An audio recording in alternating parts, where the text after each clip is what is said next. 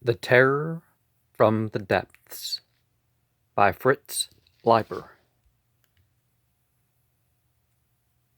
Being published in The Disciples of Cthulhu of 1976. So, I'm not going to read it out, but it's a story.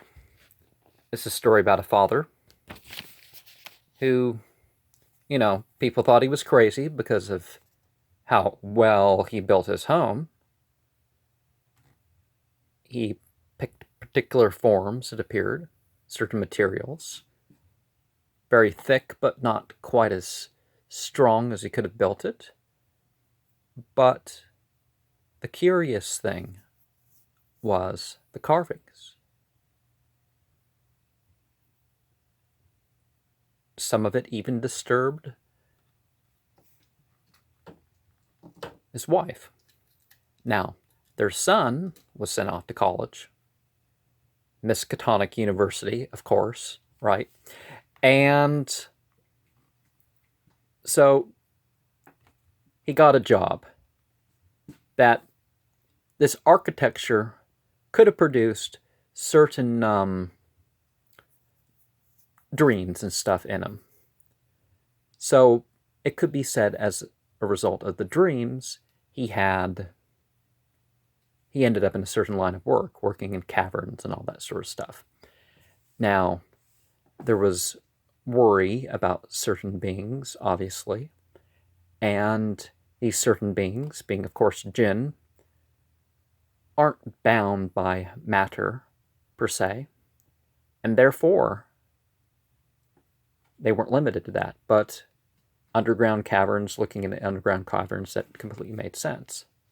Now, architecture has its effect, so does language.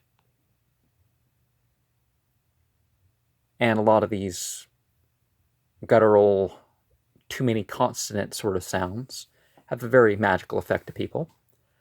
Unlike the Salem's Lot story, there's not Salem's Lot, Jerusalem's Lot, but the Stephen King story. The use of Latin and Greek, the mention of this being part of the studies, or something being exposed to, doesn't take on the Protestant sort of fears that are sometimes associated with these things. But the correlation between similar sounding words referring to the same thing, or similar sounding names referring to the same thing, Cthulhu, yeah, and that sort of stuff. It's not entirely how etymology works, but sometimes not more than sometimes, but like practically most of the time, that's how it plays out.